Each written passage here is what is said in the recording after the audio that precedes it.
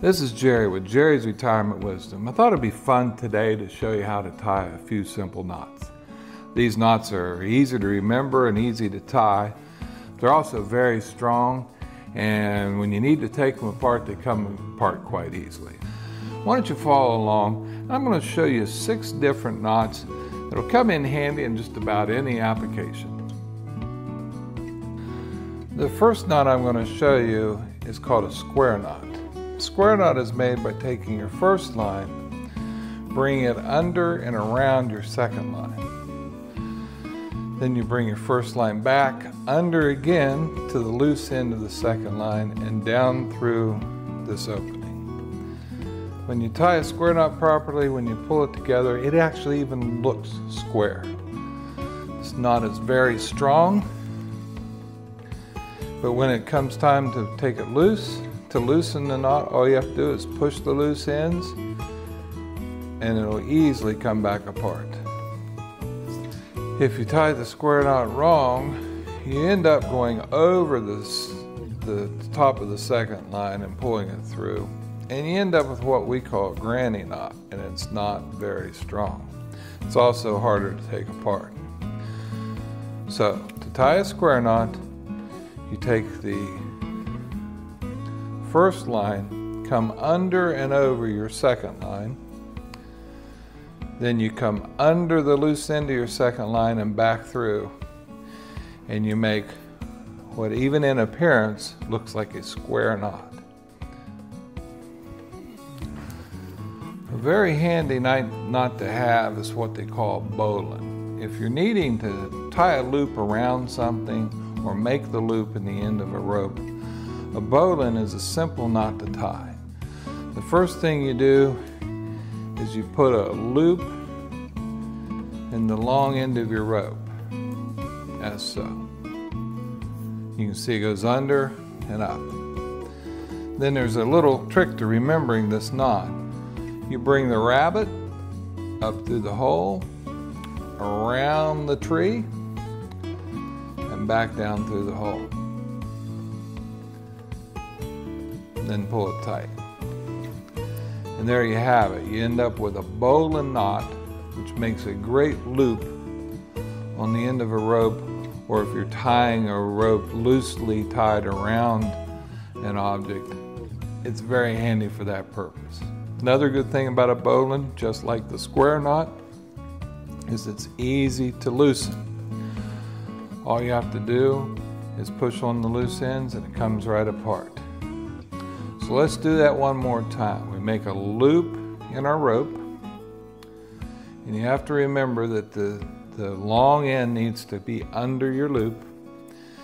Then you bring your rabbit, your loose end, your rabbit, up through the hole, around the tree, and back down through the hole.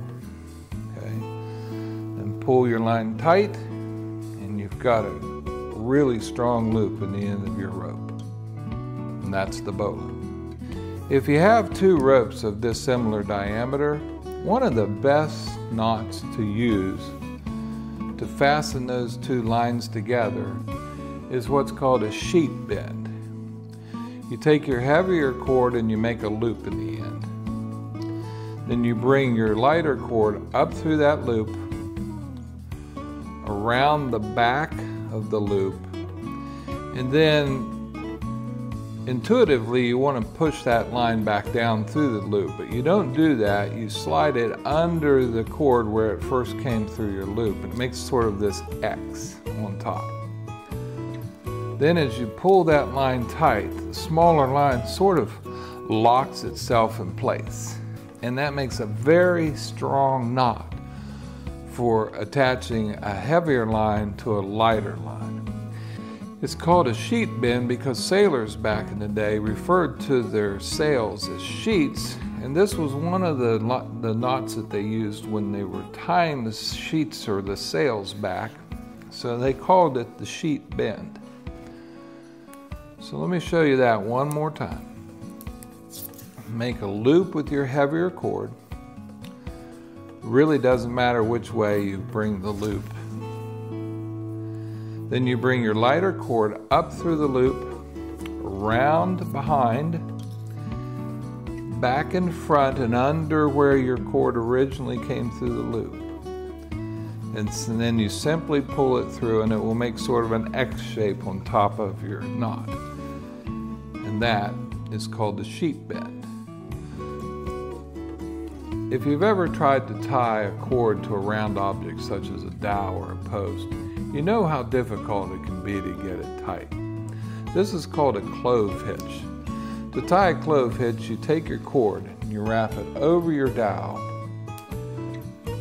and then come back around and go over top of the cord that you just passed over the dowel.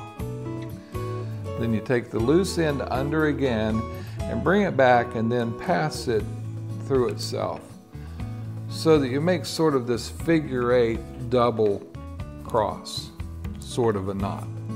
It's a very strong knot for tying on to a round object such as a dowel or a post, something like that. The good part about it is when you want to take it loose, you just push the loose ends and it easily comes loose.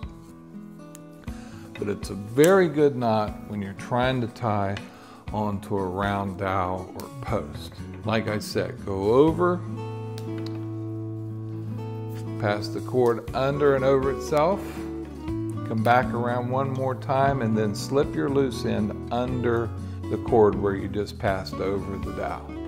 And it'll make a figure 8 knot that looks like kind of a double X. And this is a very, very strong knot for tying to a dowel or a post. The next knot I'm going to show you is called 2 half hitches. You simply bring your line over your pole or dowel. This can be a square post, doesn't matter if it's round or square.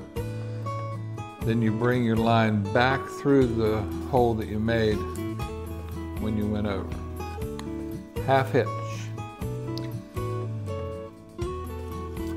Come around once again.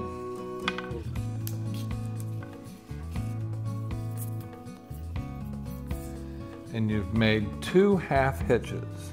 And this can be a good knot when you're tying something off so that your long end is good and strong. And it brings it right up against there and kind of tightens itself.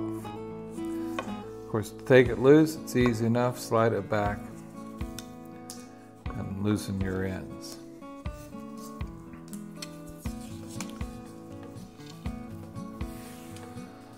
This knot is called the taut line hitch. If you're needing to have a line that has some adjustability to it, bring your line around your fixed object. Put a half hitch inside your loop, but instead of going outside like we did with the 2 half hitches, bring your line through your loop again so that you have 2 wraps inside the loop. Then come out to your incoming line and put another half hitch here. And what this does is this creates a knot that's adjustable.